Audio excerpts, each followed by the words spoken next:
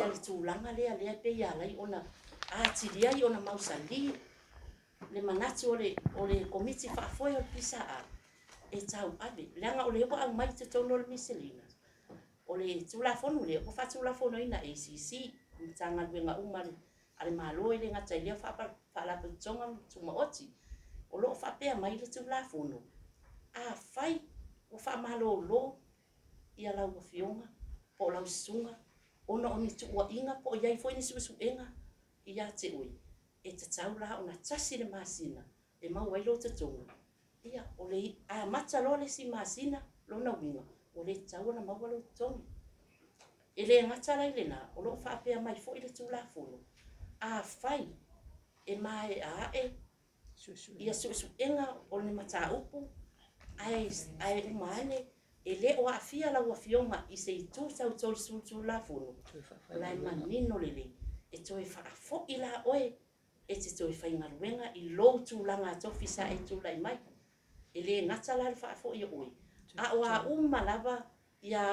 benefiti e maua la entitlement any entitlement o lai te maua e te tau o me te tongi umal malo fai la tala o le fa taita inga a tonu ele pose lilo ia fa malulu fo ile fionga ile o le au le ta o le suafa ai o le wa tupu le taimi nei le wa patino tonu e tu la fono nei lu a Facebook fitu fa malulu le tu ma wai yo o mai taimi nei le wa uma le wa le so na tu ai o la ne wa ia la wa toi fo ia toi sa fa i lo na to finga na ia e o le totongi la wa ia fa ele ngata ile e entitled uma i longa annual leave o sick leave ma me uma pe o le sila nai tu ai a le fo i fa manino tu la kono ai a fa e mai e su enga e te soli tu la fono ia ona e maria lea e te lea nga va ai se entitlement se pe ona ia uma tu langa ia pe la o le si tu le la e mau te fa ta ua inai ia le tu langa lea o le ana tau al pisa o le puipuia ona ai a tau a ona tanga luenga ia ele ngata fo i lea e na ona o pa i lava i le tu lea i le constitutional pisa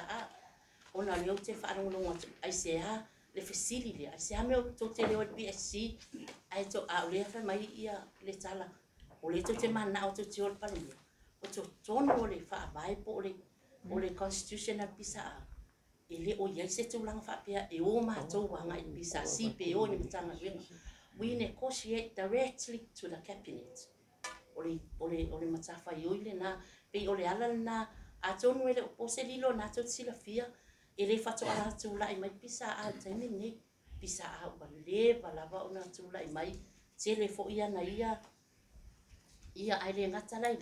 ia fa ai sa fa matala ngai fa pia ia mol sila fia le tani ni o mako member sa financial member le ia taimi nei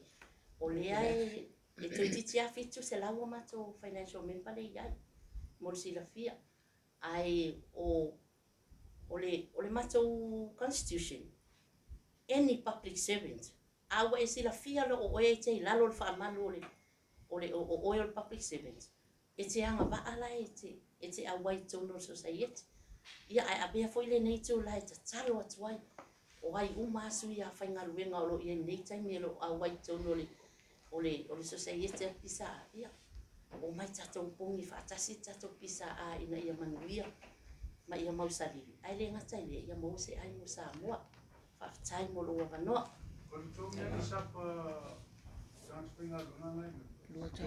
e na le lua tala na fa vai mai al pisa ai lua tala e o mai ai le so na le lua tala le mo te le maute le usuia lava se foi no mela o mai le so ile wata la ile lua ile pe vai aso Fitu se lau ia member financial member ai afe mo tuku tanga te member ai le nga pa ala fa manuanga o ali taya e lei si o le ai o mai fuma ai do pe o le luata la fo ile le wa leva na ma fo si e pe fo yo PSA i fa fo fit wa ka is fulu ka la so lima ai ona o le lava e solo leile pizza fai alofa fo i tangata. La vale lua tala. Ia, ai pe o se lau mo tupu fai a onga. Le ua maea o na tongi la toli taia fa manuiana. Ua ona se fulu tau sanga lima anga ilunga. O isi lava sa fa atali se i fa maea le lei ma fa amuta langa ngaluenga ona tongi lea. Ai la fa popo mai foi ia sui foi o matou i le mata upule nei ia no fa popo tua e sau no foi ale tamaita e te oloa ia ma Kristene wa ele fa pena ole retirement benefit fa mania ngai e anga va ia ele le sui e foi si mato fa mania nga sa fatino i tau sanga utuana pe o teimi tsunami i sa fa pe foi na batupi i sosonia pisa ai i la to sui o lo no foi tua i nu ia sa afia ai le ngata foi na ile teimi mi sela le lua fe suluibo ia sa tu fa toi foi i tu pe i mato sui foi ia sa fai o le tat le fale le o funga le mato tu fa nga tu pe na sina me foi le abatu fe sosoani ai ala e si le file sui le amana ia o lo ia lana sa fanga toni o fia maule sosoani a pa tu pisa ai tu watu lon tau au ie o lo a fia mai le taimi ie po tu langa na lo ia ai tu atu pe po ai tu fia mai tai Christine tu lo ia tai lava mo lo ma no ia o sei lo ai sa telefoni mai nga foi poni la mona fu sa fia tai foi ia ai pe o le uma una tali na foi Christine ia na se foi le malo le mato la ai na sina vai nga foi toi fun fakti ia toi foi e pe fo le na sa lo ale mato le te o lo por te tu pe foi ia o nala le wa tali ai le siva inga le ata te va ai la holo mo mo le foi te la tu foi na lo mo mo ia e pisa ai ale la wa tu fa fo ma foi ma tu fa mo le ai ia la vai tu ai ma la ona mama le si la la wa ko mi fa foi ia fa foi ma tu foi ma fo ia o vai foi ma le mo le sa ma tu te ia foi ia tau te fa na be ia e na se tu ala lo foi ma se va e se le fai mo ia foi le mat ia tu ma le ele ma tu ko mi fa foi pa wa le mele ma tu te mana na o ia na sina taimi lava e fa ama no ai ele afio ma le pali ma tu te tala no ai ma tu ina mai esa ni fa mtala ya ma tu ina pa la na fai mo fia lava le tu ma lo ma ko mi fa foi ia a tu no foi wa be le pa le la fa ia foi ia ona fa fonga ia ma tuna mai foi se tali a tu foi tali si a tu a tali mai le afio ma pali ia foi ia tu ma lunga foi pisa a o ia ma lo fa lo te tai la ma mo lunga ma